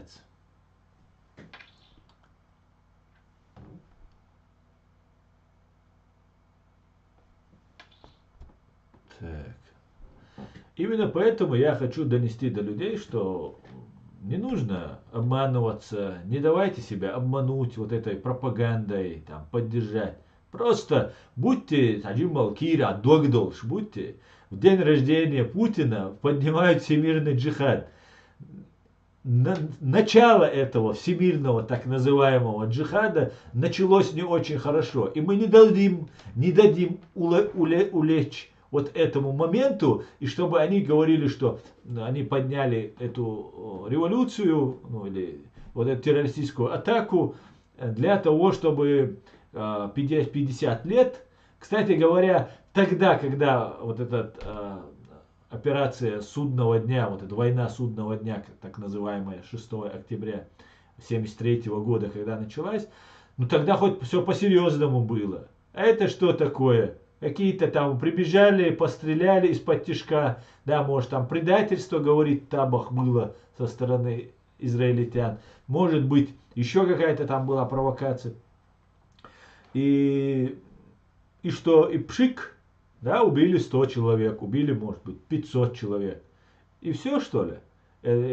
А так разрекламировали. А сейчас на этой волне будут везде поднимать митинги. Любят же выходить на митинги и так говорить. Так вот, чеченцы в этом участвовать не будут. Не будут. Я сделаю все возможное, чтобы мы не участвовали в этом. Потому что это не наша фашистская Россия. Фашистская Россия. А нам не друг фашистская Россия. То население, которое готово подчиняться как быдло, выполнять любой приказ, который дает им их преступник, который их же взрывает. Их же взрывает. Они идут убивать чеченцев, потом идут убивать украинцев, грузин. Сейчас евреев пытаются натравить. И пусть нужно делать уроки, всем знать. И украинцам нужно знать, было сейчас, украинцы понимают. И евреям нужно, израильтянам нужно понять, что не надо друг от друга нос воротить. Нам нужно объединяться. Нам нужно объединяться в единый кулак. На этой земле для евреев, для Израиля, лучшего, надежного, более союзника, чем Чеченская республика Ичкерия, в ни одном мире не найти им. Для Израиля. То же самое мы можем сказать, я так считаю, по отношению Израиля. Если мы сможем договориться и найти точки соприкосновения. По-честному. Не вот эти хитрые там выкрутасы, которые мы уже от русских навиделись, да и от многих европейских мы навиделись. Да? Вы там часть России, там 3-10. Жесткая, четкая позиция Израиля, жесткая, четкая позиция Ичкерии по отношению к Израилю, а Израиля по отношению к Ичкерии. Военный союз, вот мне кто-то пишет, почему сразу авианосец американский выдвинулся, а Украине до сих пор не помогают. А вот были бы мы союзниками Соединенных Штатов Америки, к нам бы тоже выдвинулся бы авианосец, и к вам, украинцы, выдвинулся бы. Понимаете? Евреи пахали, и головой пахали, а не только карманы набивали, как некоторые. Вот такие вот дела, друзья. И то же самое я могу сказать про украинцев. Настоящие украинцы, которые сейчас борются с фашистской империей, страшной империей, которую мы все знаем. Вот представители стран Балтии, Эстонии, Литвы, Эстонии. Сейчас американцы начали говорить, что со странами Балтии произойдет столкновение. Вполне возможно сейчас вот этот исламский терроризм, там нам сейчас будут вот сказки рассказывать, и разных полезных идиотов засылать куда-то, и потом начать волнения, митинги, там, ну и так далее, и так далее. Мы будем этому, конечно же, препятствовать. Но мы должны понять, если империя фашистская, последнее террористическое образование под названием, так называемой, федерация никогда не была называемой Федерацией, Российской Федерации, мы должны быть на самом деле, по-настоящему, отбросить на самом деле религиозные, национальные, иные, культурные, все различия отбросить и соединиться в единый кулак, чтобы противостоять империи. Интеллектуально, морально, духовно, физически, всячески, информационно. Только так мы сможем одолеть, понимаете? Потому что это целая культура фашизма, которую нам навязывают, целая идеология русизма, о которой нам говорят, самая жестокая, человеконенавистническая идеология русизм, о которой нам говорил Джохар Дудаев, который знал отлично просто, изнутри знал, что такое русизм и фашистская СССР, фашистская Россия. Поэтому нам нужно в этом плане объединяться. Президент Украины прилетает в ООН говорит про Молдавию, которая началась до чеченской событий войны против Чеченской республики Ичкерия, говорит о пятидневной войне в Грузии, но не говорит о 20-летней войны в Чеченской республике Ичкерия, которая дала время той же Украине вырастить таких там генералов, сынов, которые сейчас защищают Украину. Словом, вот просто одно слово из его рта не вылетело. Ну, как к этому относиться? Израиль молчит, не говорит про нас ничего. Америка молчит, все там. В ООН вас нет, и все, отдыхайте. Ну, давайте тогда, если исходить из ООН, послушаем, что говорит ООН. И что говорят русские террористы. Они говорят о том, что ООН должен быть восстановлен, и СССР с правом, помните, Тегеранские договоренности, послевоенные договоренности между Великобританией, США и Советским Союзом, что зоны ответственности, зоны Варшавского договора, что это принадлежит Советскому Союзу. Давайте тогда вот дальше пойдем. Давайте, от чего мы будем останавливаться? Украина это часть Советского Союза, раз уже и Чечня, да, Чечения. Страны Балтии давайте тогда уже, ну страны Балтии не подпадают никак, конечно, но тогда они, хоть и не были признаны, но находились в Советском Союзе. Страны Балтии, в принципе, всегда себя вели очень правильно, вот с моей точки зрения, принципиально, вот что заслуживает уважения, везде и всюду, потому что провели иллюстрацию, потом вычислили КГБшников, как и поляки вычислили КГБшников. Там много чего нужно делать, друзья, много чего. Поэтому нужно объединяться не на словах, а на деле отбросить религиозные, национальные, культурные отличия. Это война. И эта война будет разжигаться. Вот этот всемирный джихад, который сейчас они пытаются развязать в Израиле, вот этот про всемирный этот джихад, я уже говорил своим подписчикам, кто меня видел, знает, месяцы назад мы уже пришли к этому выводу.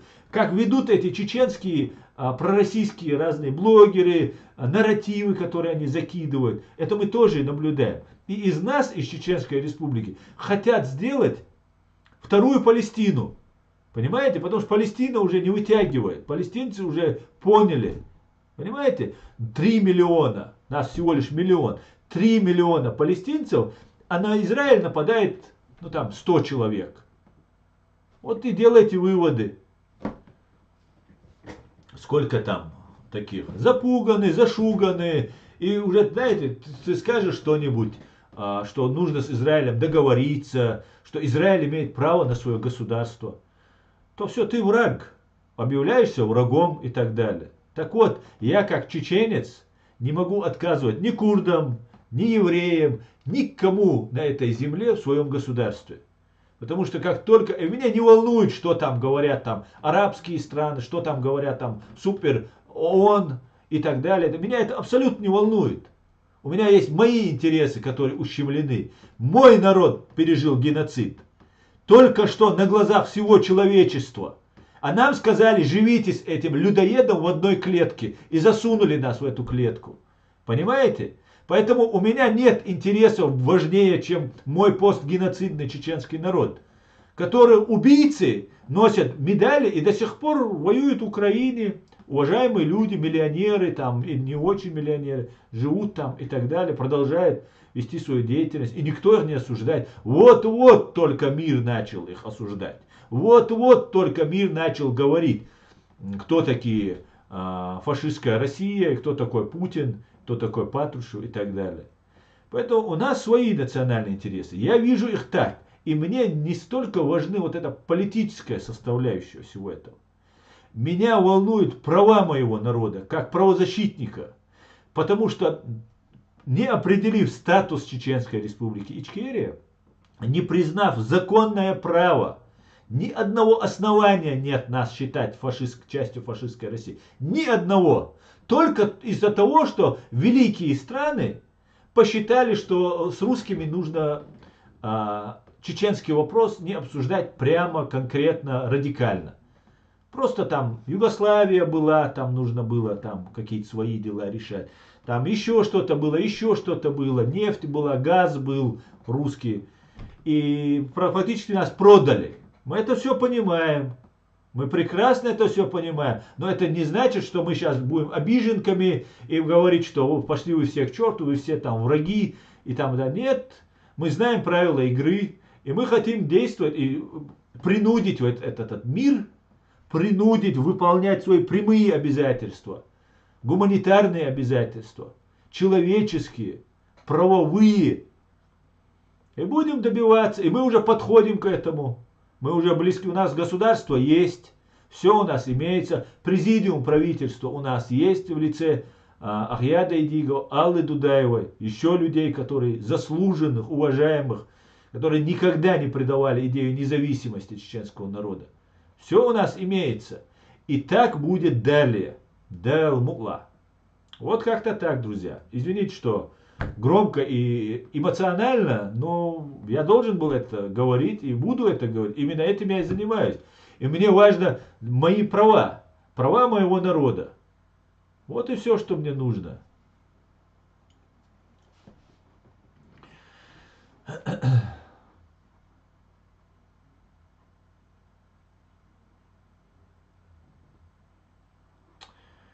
Вот то, что было минимум 2 месяца.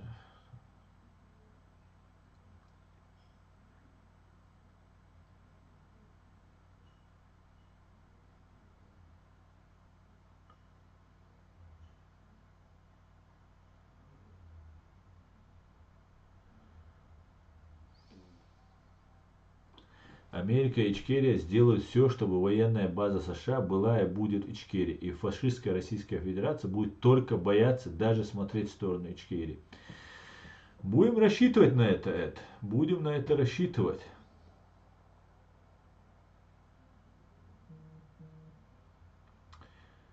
Наши горские евреи в 1957 году, когда нам, чеченцам, разрешили вернуться на родину, что евреи на ЖД вокзале нас встречали с музыкой и танцами, да, с нашей чеченской музыкой и с нашей лезгинкой нас встречали. Единственные, между прочим, на всем Кавказе. Ни братья-мусульмане нас с Кавказа не встречали, потому что все занимали наши дома, проживали, пользовались нашим имуществом. Ну и, конечно, русские нас не ждали. Только евреи нас ждали. Это так про наших горских евреев.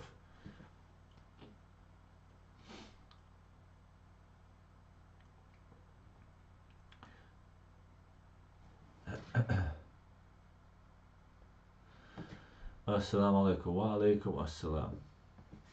Нас больше 1,5 миллиона, несмотря на геноцид, устроенный фашистской РАШ, как дух русско-чеченских убойнях. Но это не заслуга русских, если это и так. Это наша заслуга.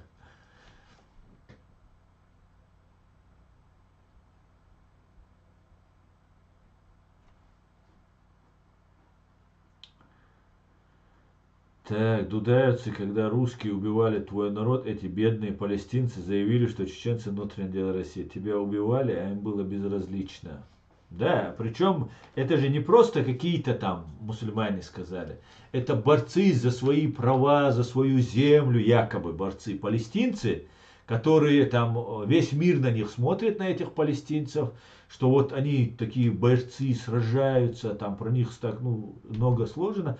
И тут, кто должен, кроме как палестинца, сказать, ну да, чеченцы борются, мы же тоже боремся там против Израиля, представить Израиль как Россию и показать, что вот они борются. Хотя мы, чеченцы, не заявляли, что Россия не должна существовать, в отличие от палестинцев. Нет, он приехал, сказал, что это внутреннее дело, нас это не колосит. Ну, ничего страшного, я не удивлен. Это инструмент русских спецслужб, Хамас, Мамас, там, другие там. И так далее, эти иранских, там, других спецслужб. Это, пожалуйста, это их дело. Из-за этого я к палестинскому народу хуже не отношусь. Но я не обязан ни за кого заступаться, понимаете? Мне выгоднее, чтобы на Кавказе была Чеченская Республика не Палестина, а в роли Израиля, чтобы она была. Чтобы у нее были авианосцы, чтобы у нее было ядерное оружие, которое Америка дала этому же Израилю. Понимаете? Вот что мне нужно. Мне нужно, чтобы была там военная база, которая защитит весь наш Кавказ. Чтобы чеченцы были военными союзниками с Америкой, Соединенными Штатами. Вот что мне нужно. А быть каким-то бедуином, который бегает в тапочках, и его там все хотят убить, я такой судьбы чеченцу не желаю. Понимаете? И самое интересное, вот эти болтуны, которые здесь говорят, они тоже себе этой судьбы не желают. Они просто не понимают. У них просто отключена вот эта связь мозга и языка. Или пальцев, чем они пишут. Они не понимают, что завтра они будут жить в каменном веке. Понимаете? Сейчас землетрясение произошло в Афганистане. Тысячи афганцев погибло и там получили ранения, остались на улице. Сейчас уже холодное время начинается. Никому до этого нет дела. В Сирии, в лагерях содержатся чеченские, кавказские женщины, которые взяты в плен. Никому до них нет дела. Но как только русская пропаганда говорит, давайте мочите их, все начинает мочить. Где вы, те, кто так переживает, когда сейчас были в Сирии землетрясения, в Турции землетрясения? Где вы были? Где вы, почему вы не помогали, хоть 1 евро послали, писали что-то, хотя бы там, я не знаю, посты писали? Не писали. Сейчас в Афганистане погибло 1000 пострадавших, погибших. Где вы? Нет вас. Это лицемерие, это обман. Это пропаганда, которую нам русские навязывают. А я в этом участвовать не буду. Понятно?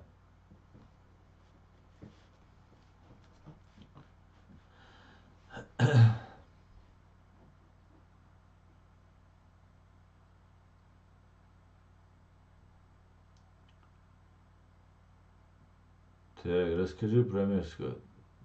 Ну чё, Америку? Так, а по-другому никак. Ты прав во всем. Баркал. Полностью поддерживаю. Так, где это было? Сейчас, подождите. Был хороший комментарий, да.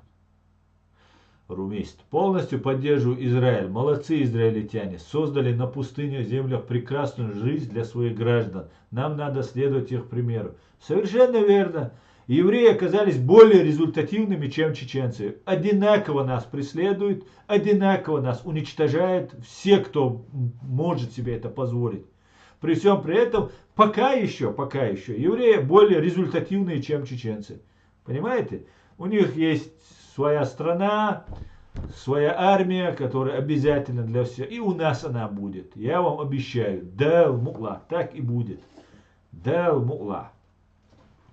Чеченцы не дают больше 2 миллионов подняться. Так, это так. Вот от этого многие не понимают и ведутся на разные провокации. Дают себя уничтожить всякую околоисламскую пропаганду. Узкие создали в богатой стране Мухасранска. Да.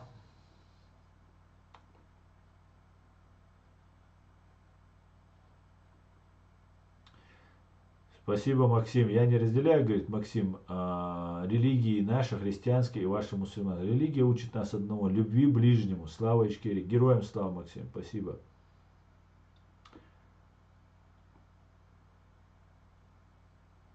Написала вам WhatsApp. Так.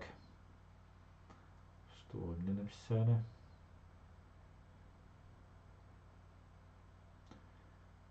Так, это хочу только сказать.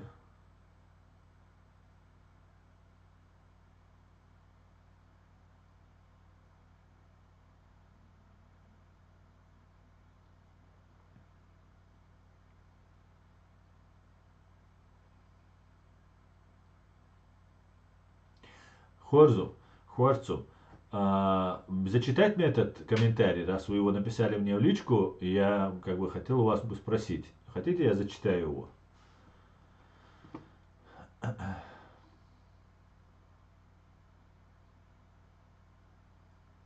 Странам Балтии тоже говорили, у нас ничего не получится. Совершенно верно, странам Балтии говорили. Знаете, я сколько раз наслушался от россиян, от русских, что вы же друг друга перережете, вы же умрете там с голоду и так далее.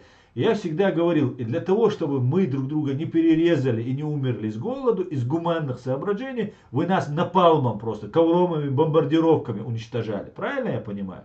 Вот и все, весь разговор. И как будто им не плевать на нас. И они будут ненавидеть нас, если у нас получается. Как они ненавидят страны Балтии за то, что они живут. Маленький, малочисленный народ, маленькое государство, но они справляются. А огромная Россия, она нищенствует по сравнению с этой Россией.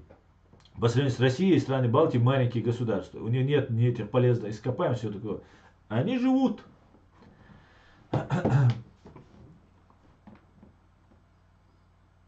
Потому что в Украине, к сожалению, очень много аренды фашистской российской агенты.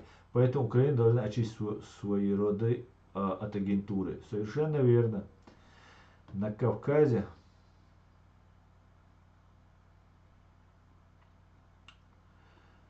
на Кавказе нужна Чеченская республика Ичкерия, поддерживаемая США и Израиля, а не Исламская республика Ичкерия. Абсолютно. На другой там и не будет. Мне кажется, что ичкерийцам нужно выстраивать диалог с США и объяснять, что развал Рашки необходим и что безопаснее развал этой мерзости, чем ядерки в одних руках. Хорзо, именно этим я и занимаюсь. Вот именно этим я и занимаюсь. Пытаюсь заниматься. Аслан, ты был прав насчет Тумсо. Как он заговорил вчера, как по Z-каналам. Я насрал. Да научитесь вы мне верить в конце концов. Вы думаете, я тут просто так на людей наговариваю, мне делать нечего?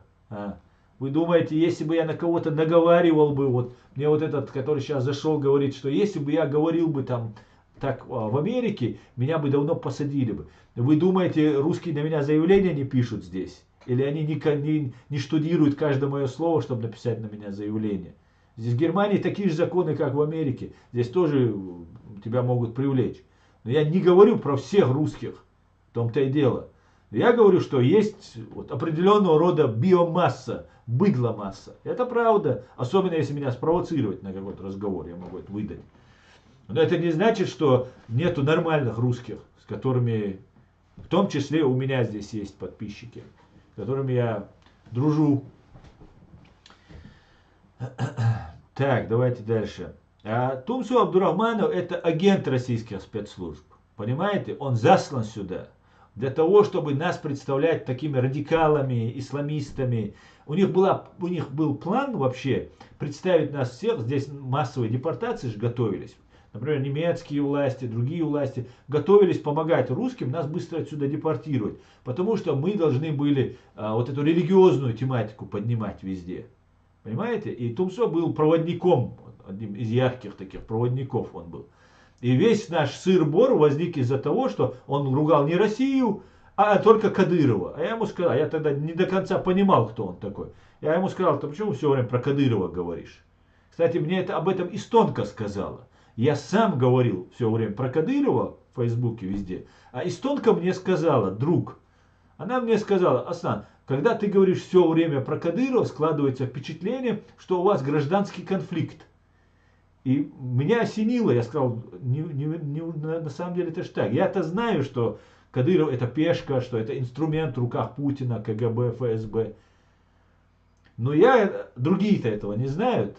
И вот таким вот образом у нас возник конфликт. Конечно, это агентура действующая. Понимаете? Действующая агентура.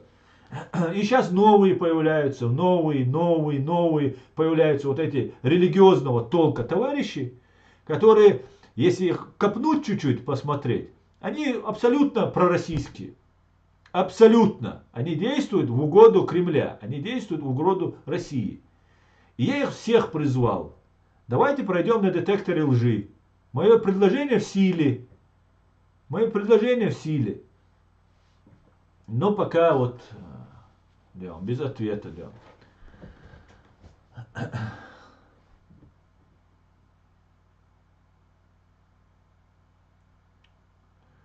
Ибрагим Назиров, ты такой пост написал, но тебя сзади у меня нет. Я не знаю, зачем ты о себе так говоришь, но тебя сзади у меня нет.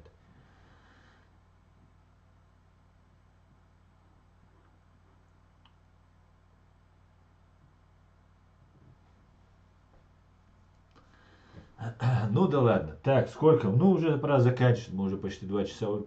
Почти.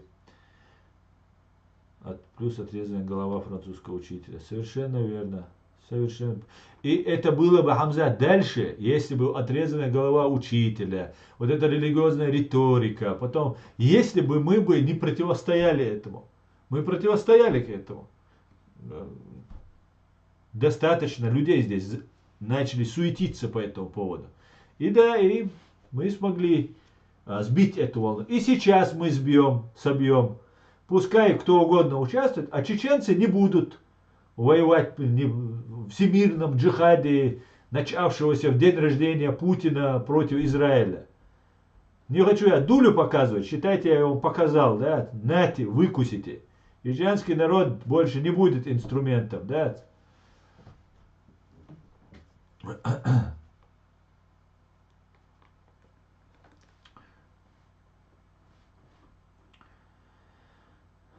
Радикалы плюс голова отрезана, сильный мотиватор выдворять. Да, и там, а потом еще, знаешь, Хамзат, это же не только вот это было. Потом с курдами было. Курдами у нас в Сирии же там боестолкновения были. Вот этих, которых набрали, обманули, отправили туда и бросали на курдов почему-то. А курдов защищали американцы тогда. Поддерживали. Какое-то время так они вместе там, пересекались там. А туркам не нравится, что курдов кто-то поддерживает. Ну, короче, как обычно, вот эта мировая каша какая-то завязалась. И мы там внутри инструмент. Кто погибает, это мы. И потом здесь, в Европе, там с курдами возле, здесь в Германии, в другом месте с курдами. Короче, возникает такая ситуация, ага, а курды здесь неплохо сидят в Европе, они уже давно сидят, их поддерживают, умеют себя вести, там, добиваться своих там моментов, каких-то необходимых. И начинается конфликтная ситуация. Потом Елена Кнор такая здесь в Германии появилась. Потом еще кто-то. И достаточно что-то сказать там на Коран, на мусульман, на пророка. И все. И обязательно чеченцы. Не арабы, ни другие кавказцы, которые здесь есть. Ни другие европейские мусульмане, африканские мусульмане. Никто не поднимается. Одним чеченцам как будто это нужно. Хватит уже, ну сколько нас будут использовать, нами будут манипулировать. Хватит, нет больше дураков. Закончились ее.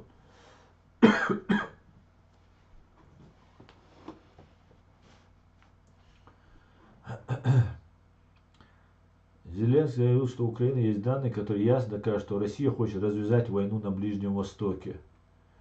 Зеленский, наверное, смотрит реалити, да? Но ему нужно было полгода назад смотреть, мы об этом говорили. Правда, не Ближний Восток мы говорили, а говорили в целом, что они к этому готовятся. И это будет продолжение.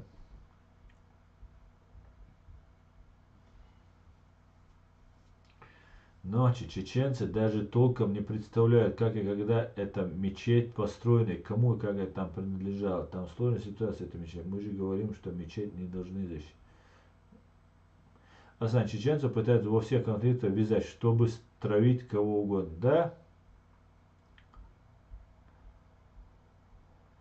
Для них, чем больше очагов сделать для нас, тем наверняка. Да, Хамзат?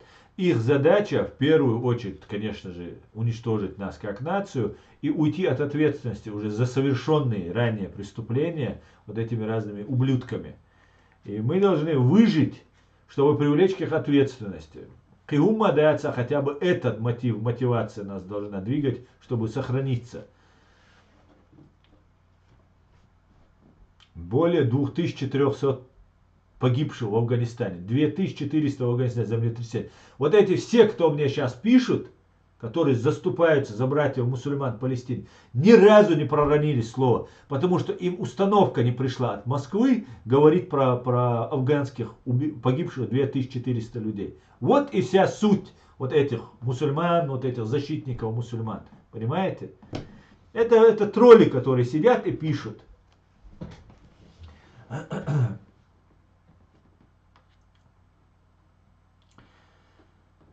Так, друзья, давайте уже заканчивать. Да, Хамзат, это они разжигают пожар войны.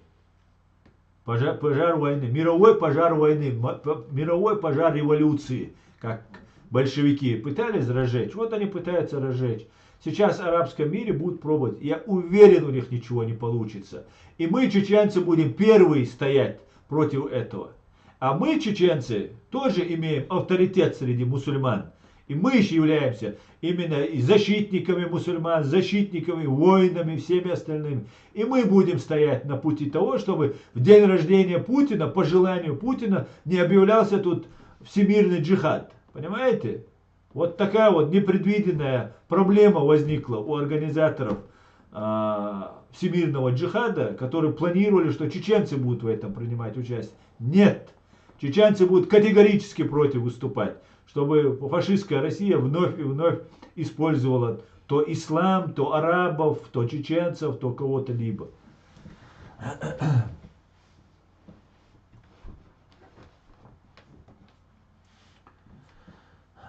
Асан, твое мнение про Нагорный Карабах. Я не знаю, что такое Нагорный Карабах. Я знаю азербайджанский Карабах, который освободился и вернулся в родную гавань. Прочитайте то, что я вам написал. Окей, Орзум, читаю. Здравствуйте, Аслан. Хочу только сказать, что чтобы быть на стороне Израиля, это быть на стороне ущемленного, на стороне правды. И я на 100% поддерживаю Израиль, хотя у меня много вопросов к Израилю. Они заблокировали передачу вооружений Украины с их компонентами. Они признали Голодомор геноцидом украинцев. Еще много всего. Но я на их стороне в этой войне. Слава Украине и Ичкерии. Горзум. Героям слава, Горзум. Я полностью с вами согласен. У меня тоже будут вопросы какие-то там ко всем. И сейчас же мы не будем об этом говорить. Сейчас наш враг, империя, фашистская империя, натравливает врага. Даже если у меня, вот я с чеченцем объясняю, если у вас кровная проблема, кровавая проблема с конкретным евреем каким-то, или даже с этим государством, просто пока, вот, чтобы не быть в одной упряжке, на одной телеге с этим террористом Путиным, фашистской России, просто промолчите. Следующий, вот подождите, вот сейчас этап пройдет, и начнете ругать там евреев, Израиль и так далее. Вперед. Если у вас есть основания, ругайте, спорьте, доказывайте.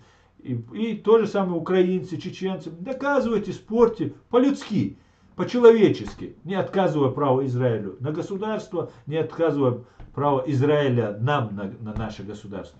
И все, живите, наслаждайтесь. Но чтобы участвовать в операциях на день рождения Путина, да пошли вы. Спасибо, Роман, спасибо.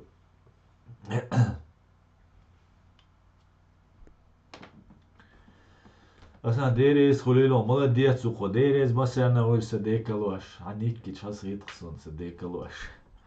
Так. Аслан, будешь президентом России? Да без проблем, легко, да.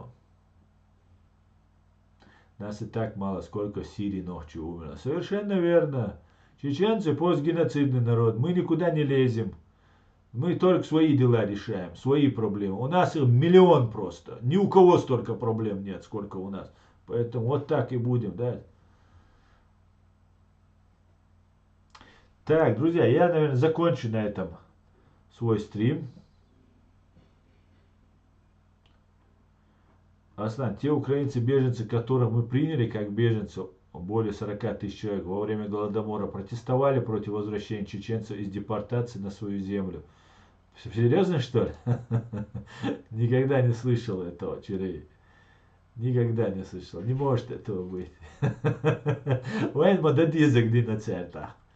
Ну да ладно. Аслан, я не могу не прокомментировать. Папу Римского призывает Израиль сесть за стол переговоров с Хамасом.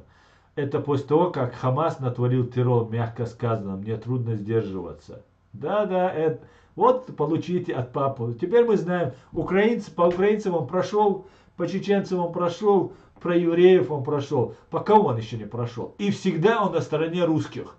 Вот вам папа, который ныне действующий сейчас папа. Видимо, Банк Ватикана, как тогда ходила информация, что Путин хранит деньги в Банке Ватикана. Может, видимо, это как-то влияет на это все.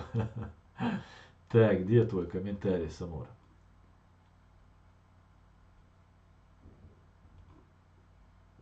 Так, Асан, так. Асан, как же ты правильно говоришь, меня тоже зажали. Вот это кавказский ават, который поддерживает палестинцев, думая, что какой-то религиозный конфликт. Хотя главу палестинцев поддерживает Россия. Да, совершенно верно. Вот об этом я пытаюсь донести до чеченцев.